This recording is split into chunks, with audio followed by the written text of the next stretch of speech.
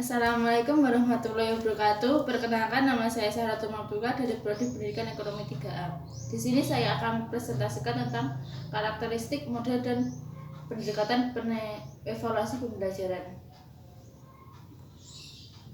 A. Karakteristik alat ukur yang baik. Evaluasi sangat berguna untuk meningkatkan karakteristik proses dan hasil pembelajaran. Pentingnya evaluasi dapat dilihat dari tujuan dan fungsi evaluasi itu sendiri.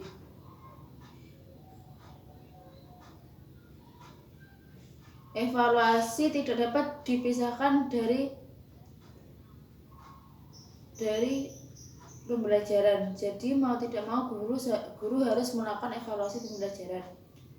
Karakteristik atau alat ukur dibagi menjadi 8, yaitu yang pertama, valid. Artinya suatu alat ukur dapat dikatakan valid jika betul-betul mengukur apa yang hendak diukur tersebut secara tepat.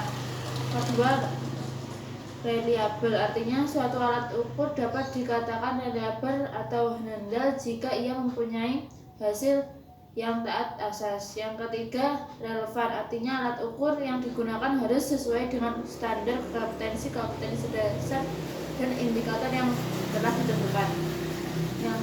Yang keempat, representatif. Artinya materi alat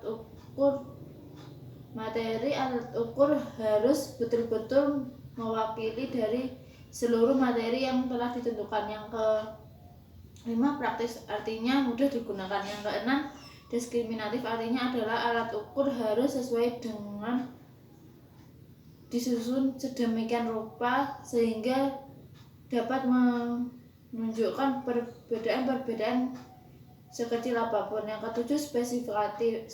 Artinya suatu alat ukur disusun dan digunakan untuk objek yang diukur. Yang kedelapan, proporsional. Artinya suatu alat ukur harus memiliki tingkat kesulitan yang proporsional antara sulit, mudah, dan sedang.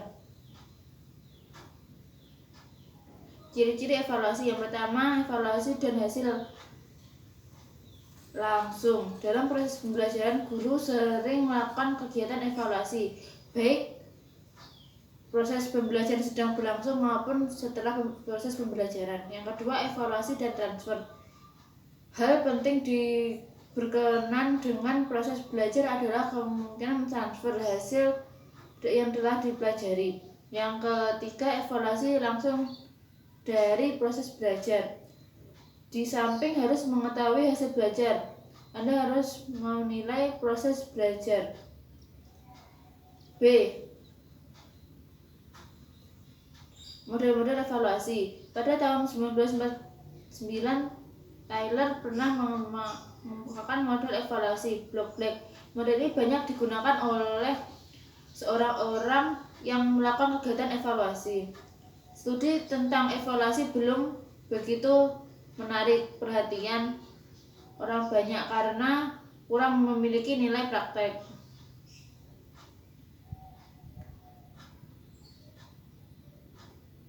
Model evaluasi menjadi model utama. Yang pertama, model Taylor.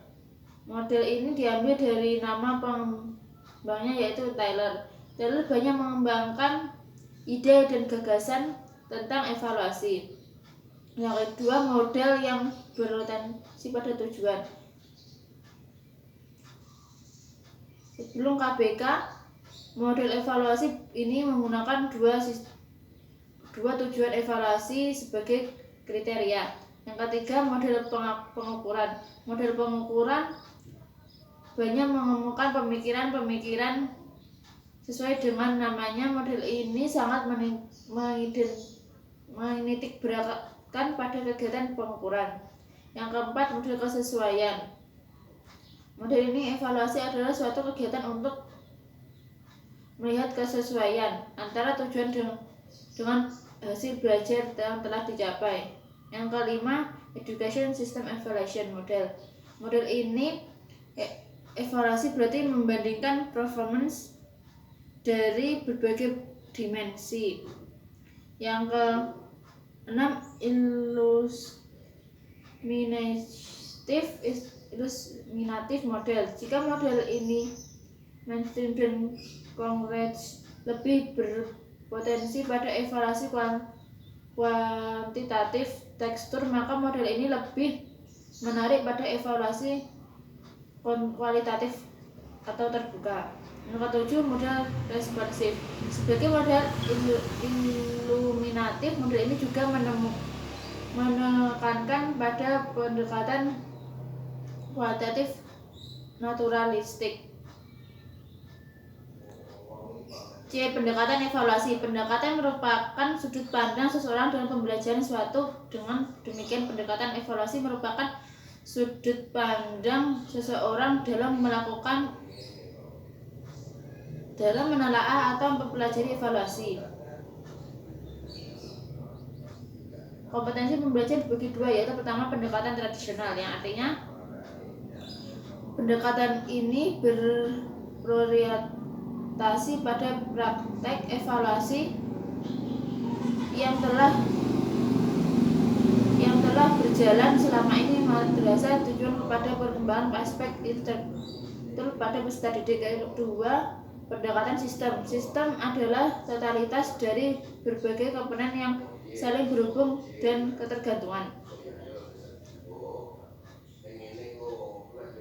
Mengubah sukar mentah menjadi nilai dengan menggunakan pendekatan tertentu.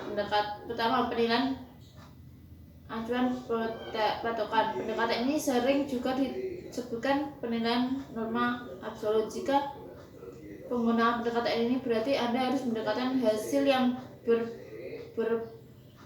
berboleh bestari dengan sebuah patokan atau kriteria yang secara absolut mutlak telah ditetapkan oleh guru. Yang kedua, penilaian acuan. Penggunaan tolak ukur hasil atau sukar sebagai pembanding.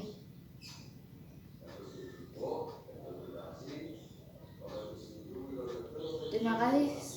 Sekian presentasi dari saya. Wassalamualaikum warahmatullahi wabarakatuh.